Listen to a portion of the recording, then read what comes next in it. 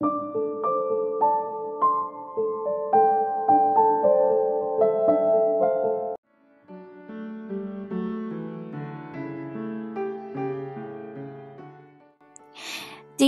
of a Doctor Wife, Chapter 67. No, hindi totoo ang mga pinagsasabi mo. Hindi makapaniwalang iling ni Tita Farah. Gamit ang dalawang palad, tinakpan niya ang muka at humagulgol. Agad na dinaluhan ni Tito Henry ang asawa. Nasa muka ang pinaghalong galit at matinding hinanakit. Binigay ko sa iyo ang apelyido ko. Itinuring kitang isang tunay na anak. Binihisan at pinaaral sa magandang eskwelahan. Pero ito lang ang igaganti mo sa aming mag-asawa? Saan kami nagkulang? Puno ng hinanakit na wika ni Tito Henry. Are you out of your mind? Galit na singhal ni Tito Henry. Ngunit halakak lang ang pinakawala ni Hana. Si Tita Farah ay sumubsob sa dibdib ng asawa at tahimik na umiyak. Si Josh ay nanatiling nakaupo at sapo ng mga palad ang ulo. Si Kaydan ay nanatiling nakatayo lang sa gilid at hindi rin malaman ang gagawin. Umahangos na napabalik sa venue si Chris. Naguguluhang palipat-lipat ang tingin. How do people take this kind of revelation? Nawala ng kulay ang mukha ni Zane. Ang naroon ay matinding panggigilalas, disbelief and anger. Kumalas ito sa pagkakayakap sa akin. Damn you! I could kill you for this. At bago pa man makakilos si Hana ay mabilis na hinuli ni Zane ang braso ng dalaga. Inawakan niya ng maigpit ang kamay nito habang ang isang kamay naman ay nasa buhok ni Hana. Walang hiya ka. Wala kang utang na loob. Pagkatapos lahat ng mga magagandang bagay na ginawa nila sa'yo, ito pa ang igaganti mo? Nanggigigil na sabi ni Zane. Bitawan mo ko! She is. Ngunit mas lalong hinigpitan ni Zane ang paghila sa buhok nito. Napatingala sa kanya ito at sinalubong ang mga mata niyang galit. Ngunit tawa lang ang itinugo ni Hana na tila ba lalo niyang inubos ang pasensya ng asawa ko. Ilang saglit lang ang mga mata nito ay napalitan ng puot. Namumula ang mukha ni Zane sa matinding galit. Nilipat niya ang isang kamay sa leeg nito at walang alinlangan na idiniin sa leeg ni Hana. Ngunit nagawa pa ring itawan ni Hana ang sitwasyon niya. Katagalan ay nagpumiglas na ito at pilit niyang ginahampas ang kamay ni Zane. Sa tuwing ginagawa niya yun, ay mas lalo lang dinidiin ni Zane ang kamay sa kanyang leeg. Napatili ako at mabilis na nilapitan ang asawa ko. I was horrified sa maaaring mangyari. Baka mamatay niya sa matinding galit si Hana. Sinubukan kong hilahin ang braso niya pero andoon lang ang konsentrasyon niya sa pagsakal kay Hana. Parang hindi niya ako nakikita. Mabilis na lumapit si Chris upang awati ng kapatid. Dalawa lang naglakas loob na tumulong sa akin na umawat. Calm down, Zane. Mahigpit niyang hinawakan si Zane sa balikat pero ayaw nitong magpatinag. Sumunod na rin si Kayda na tila na himasmasan. Pinagtulungan nilang ilayo si Zane kay Hana. Napaluhod si Hana sa Bermuda grass habang napapaubotong hawak-hawak ang sinakal na leeg. Damn you, Zane! She is. At muling tumawa ng malakas. Humakbang pa ulit si Zane. His face savage fury. At nang akmang yuyukin ulit si Hana ay humarang na ako. Tama na, peace! Naluluhang pakiusap ko. Nanginginig ang mga kamay kong hinawakan siya sa magkabilaan ng pisngi. Tama na. Zane, please. Tila nahimas-masa naman to. At muling tinitigan ni si Hana. Kung ano ang mayroon ka ngayon dahil yun sa babaeng itinulak mo. She gave you the best in life. And she gave you a complete family that I don't have. Si Tito at Titang nagparamdam sa akin ng pamilya at ikaw. I treat you as my younger sister. I tell you all my secret. The pain what I felt. Akala ko totoo ang pinapakita mo. Pero putang inahana. Isa ka palang anay na sumisira sa pamilyang to. Bitter anger made his voice vibrate. Tumislap ang mga mata nito sa luhang namuuroon. Habang nakakuyom ang mga kamao. Hindi nakapagsalita si Hana. Isinubsob ang dalawang kamay sa mukha at walang tigil sa kakaiyak. In a quick, tumigil ito sa kakaiyak at biglang tumawa. Dapat ba akong mag-sorry? She asked, sobbing. Kahit kailan, hindi naging patas ang trato nila sa atin. Ampun ako, kadugo ka nila. Sinong mas matimbang? At asan ang patas dun? Ginawa ko ang best ko pero ikaw ang laging pinupuri. Kahit puro gulo ang dala mo araw-araw sa bahay. You always brought out the best in them. Puno ng sarcasm ang tinig ni Hana. And you? Bring out the worst. He countered sharply. Siguro ngayon, he added coldly. Hindi mo ba nakikita how happy they was sa tuwing ma-achievement ka? Kung ang kinakasakit ng loob mo dahil sa mana. Sana sinabi mo para na pag-usapan natin. Hindi yung dinaan niyo ako sa ganito. Dinamay niyo pang anak ni Elsa. Nilayo mo sa kanyang ina. At ipipilit niya sa akin ni Stacy na ako talagang ama ng bata na sinasabing pinagbuntis niya. Esmer, dala lahat ni Agent De Jesus ang katibayan ng papatunay na hindi ako ang ama ng bata. Sinisira niyo ang mga sarili ninyo because of insanity. Hindi kayo dapat dalhin sa bilangguan, kundi sa mental. He supplied in a tired voice. Lumapit siya kay Agent De Jesus at kinuha ang hawak nitong folder. Pagkatapos walang anumang salita, muli siyang bumalik kay Hana at binato sa mukha ng babae ang hawak na folder. Nagkalat ang laman ng folder na puro mga papel sa Bermuda grass. He smiled without humor and sighed deeply. Kung tungkol sa construction company, hindi ako naghahabol. Naisip ko lang because I have children. Dahil hindi ko hawak ang mga isipan nila kung ano ang gusto nila when they grow up. Pero kung may tao man akong gusto na magmanang kumpanya. He paused. Tumingin siya sa kinaroroonan ni Chris. Si Chris ang nararapat na magmana. Dahil sa ating tatlo, siya lang ang may malaking pagod. Napaawang ang labi ni Chris. Lumapit si Zane sa kanya at tinapikto sa balikat. Isang malalim na buntong hininga ang pinakawalan ni Zane. Puno ng kapaitan ang mukha at tinig. Hulihin niyo na ang dalawang to at siguraduhin niyo mabubulok sa bilangguan. Utos ni Zane at tumingin sa kinaroroonan ni Elsa.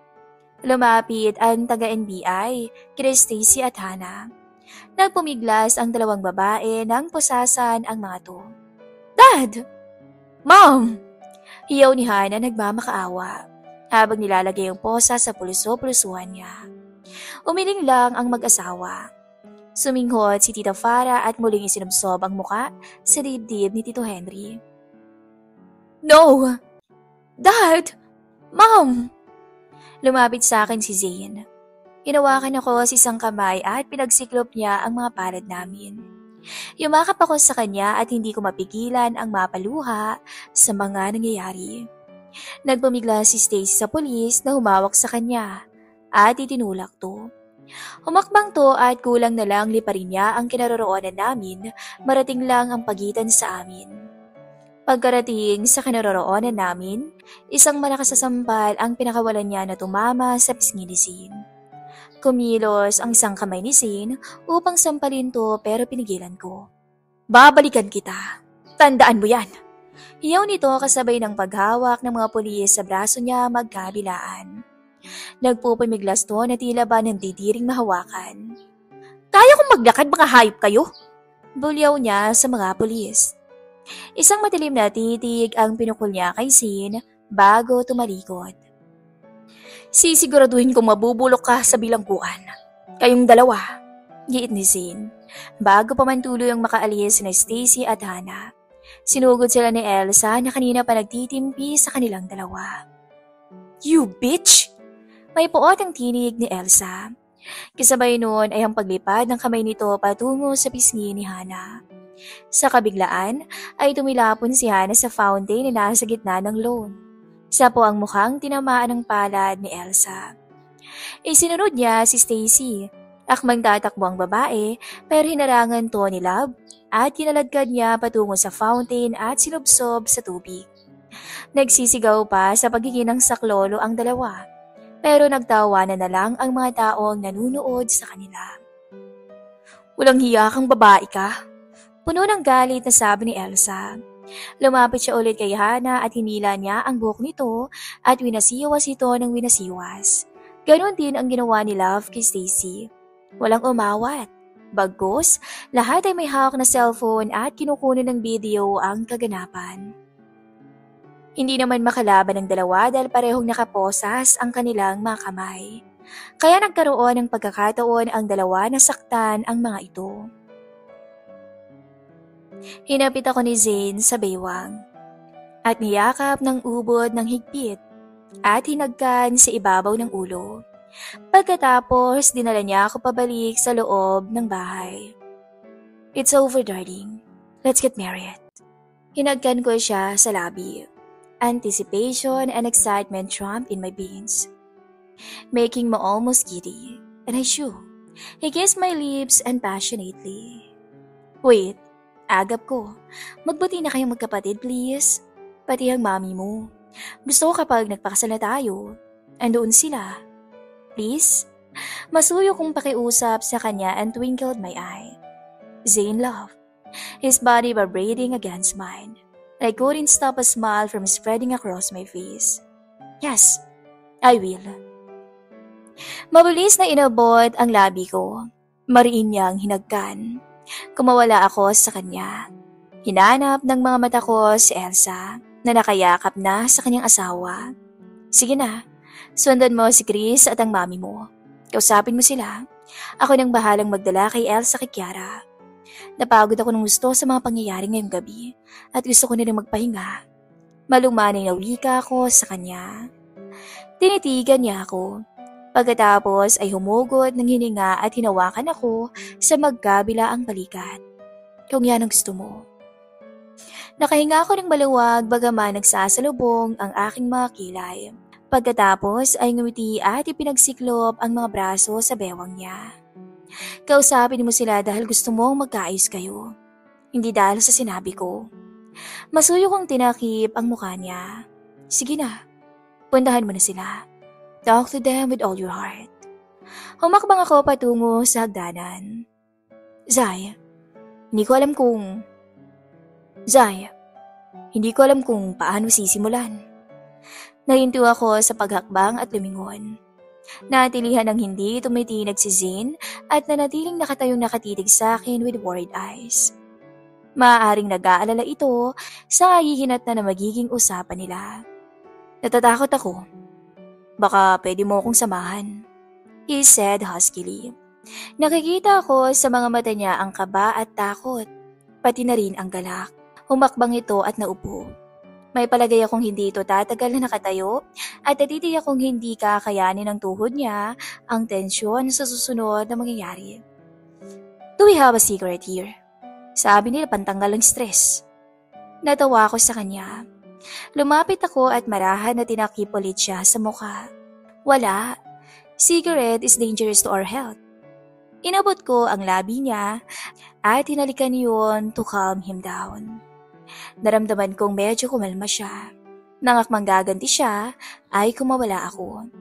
Sabay kaming napalingon nang makita ang humahangos na si Elsa, papunta sa kinaroroonan namin. Nagulo ang buhok ng babae at ganoon din si Love. Napasulyap ako sa labas. Tuloy ang party at wala na ang komosyon at wala na rin sina Stacy at Hana. Where's my daughter? Agad na tanong nito. Nagkatinginan kami ni Zane. Hindi ko alam kung paano sisimulang sabihin sa kanya na may terminal illness ang kanyang anak. Nanubig ang mga mata kong nakatitig kay Elsa. Nagsasalubong ang mga kilay nito at ang mga mata ay nagtatanong. Tinanguan ako ni Zane. Lumapit siya sa akin at maigpit ang hawak sa kamay ko. He cleared his throat. Kumukuha siya ng tamang tiyempo. Zane, Zahira, ano ba? Anyo na tila naiinis. Elsa Nicholson. Seryoso ang tinig ni Zane na nagpapasalubong sa mga kilay ni Elsa. Humakbang ito patungo sa kinaroroonan niya. Nasa taas siya with my kids. Natutulog. But what? Sumigla ang tinig nito at mahina nang ngumiti sa kanyang asawa. May gusto kaming sabihin na huwag niyo sanang ikagulat. Bilang doktor niya, ginagawa ko ang lahat. Alam kong nakasalalay sa akin ang hindi madaling paliwanag para sa lahat. And only God knows how all of you to take this. Ano bang sinasabi mo? Pwede ba diretsahin mo kami, hindi yung marami kayong paligoy-ligoy? Naiiritang wika ni Elsa. I want to see my child. Sigaw niya at sinagyang balikat ni Zane. Umakbang patungo sa hagdanan. Lumunok ako bago nagsalita. She was sick. Huminto ito sa paghakbang at dahan-dahan na lumingon. Naringgit ang mga mata ni Elsa. What? Eh di ipagamot natin siya. Bumangon ang matinding kaba sa dibdib ko. Hindi ko alam kung paano siya didiretsahin. Hindi mo kasi naiintindihan. Ang sakit ni Kiara. Hindi basta nagagamot. Gumaralgal ang tinig ko. Lumapit siya sa akin at hinawakan ako sa magkabilaang balikat at niyugyug niya to. Anong birong gusto mong palabasin? Lolokohin niyo pa rin ba ako? This is the worst joke I heard, Zaira. Ang gusto ko lang naman maibalik sa akin ang anak ko. Sunod-sunod na sabi niya at tag-uumpisa na tong mag-hysterical. Paroon at parito ang lakad na ginagawa niya. Will you just listen? Sabi ko sa mahinang paraan. How can I calm down? Binibitin niyo kaming mag-asawa. Tell me what happening here. Sit down, sweetheart. Utos sa kanya ni Nicolo. Nakinig naman to at naupong muli. Nakatingala sa amin. Ang mga mata niya'y naghahanap ng kasagutan. May brain cancer ang anak mo, Elsa. Gumagaral-gal ang tinig ko sa pagpigil ng mga luha na huwag kumala sa mga mata ko. Gulat at pagkalito ang gumuhit sa mga mata nito. Kasabay ang pag-iling. Sabay kaming napalingon sa hagdanan nang makita ang katulong na natatarantang bumaba. Humahangos at hingal. Nangangamoy suka. Ma'am, si Kiara po. Nauutal itong wika. Nataranta kaming napaakyat sa hagdanan patungo sa kwarto ng mga bata. Pagbukas namin, ay naabutan naming nag-iiyakan sina Yana at Yuan. Magkahawak ang kamay ng kambal. At si Kiara ay nakahandusay sa sahig at walang malay. Nanay? Tatay? Umiiyak na sambit ng kambal at mabilis lumapit sa akin at yumakap. Hinagod ko ang likuran ng kambal. Dito muna kayo. Dadalhin namin si Kiara sa ospital. Masuyo kong pakiusap sa kambal. Tumahan naman ang mga to at tumango. Suka po siya ng suka kanina, ma'am. Pagkatapos manakit ang ulo niya, nawalan po siya ng malay. Bumagsak na lang po siya. Agad na binuhat ni Zane ang bata. Yaya ang mga bata. Dadalhin lang namin si Kiara sa ospital. Habilin ko sa yaya bago kami lumabas ng silid. Nagkasalubong ang mga mata namin ni Elsa. Hindi ito agad nakagalaw sa kinatatayuan. Habang sinusundan ng tanaw, ang batang buhat-buhat ni Zane pababa sa hagdanan in her worried eyes. Huminto ako sa paghakbang. Hinawakan ko ang magkabilaang kamay ni Elsa. Tumutulo ang mga luha sa mga mata niya. Siya si Kiara, Elsa. Ang pangalan na binigay ni Stacy sa... I pause. Namamasa na rin ang mga mata ko. Siya ang anak mo. I'm sorry, Elsa.